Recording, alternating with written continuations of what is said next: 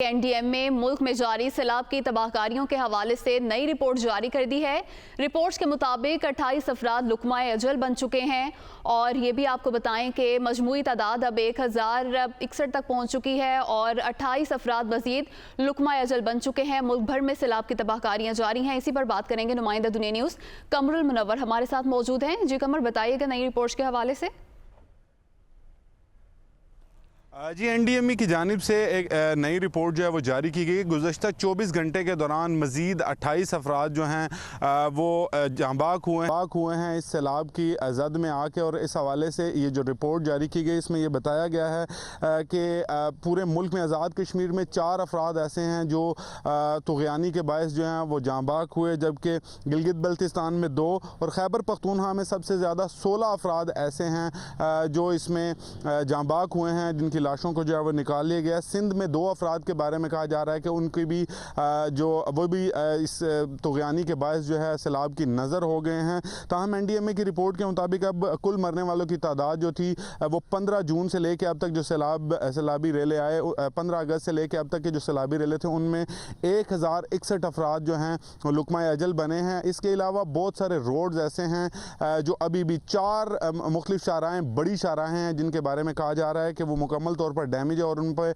बहाली का काम जो है वह जारी है। ख़ास तौर पर जो फार फरलांग इलाके हैं वहाँ पर जो मेन हाईवेज़ हैं उनके ऊपर रोड बह जाने की वजह से भी ऐसे ही सूरत हाल है। रेलवे ट्रैक्स के बारे में कहा जा रहा है कि 4 जगह से रेलवे ट्रैक जो है वो डैमेज है, जहाँ पर से जो रवानी थी रेलवेज़ की उसको मुकम्मल तौर पर बंद कर दिया गया है। ताफ्तान बॉर्डर से जो कोयटा जाने वाला रास्ता है उसको भी मुकम्मल तौर पर रेलवे ट्रैक्स के लिए बंद किया गया है। एनडीएमए की जानिब से जारी की गई जो रिपोर्ट है इसमें यह कहा गया है कि मुख्तलिफ डैम्स जो हैं वो भी भरने के बिल्कुल करीब हैं। जो महकमा मौसमियात ने पेशन गोई की है एनडीएमए के मुताबिक उसमें यह कहा गया है कि अभी तक आज मुल्क के मुख्तलिफ इलाकों में जो मौसम जो है वो खुश्क रहेगा।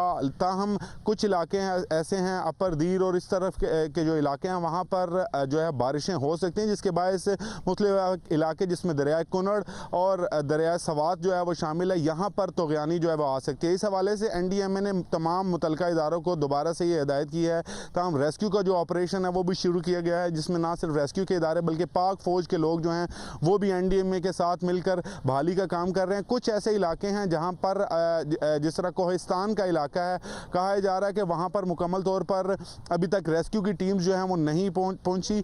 वहाँ पर जो लोग अभी स्टक हुए हैं उनको हेलीकॉप्टर के ज़रिए और मुख्तलिफ ज़राए के ज़रिए जो है क्रेन्स के ज़रिए जो है वहाँ पर इमदादी सामान जो है वो पहुँचाया जा रहा है ताकि वो वहाँ पर रुके और उसके बाद उनको वहाँ से इवैक्यूएट करने का अमल जो है वो जारी किया गया है। इस खैबर पख्तूनख्वा के कुछ इलाके हैं जहाँ पर पानी की तुग़यानी जो है वो अभी भी बहुत ज़्यादा, लोग छतों पर मौजूद हैं, उनको रेस्क्यू करने के लिए जो है पाक बहरिया और बहुत शुक्रिया कमरुल मुनव्वर, आपने तफसीलन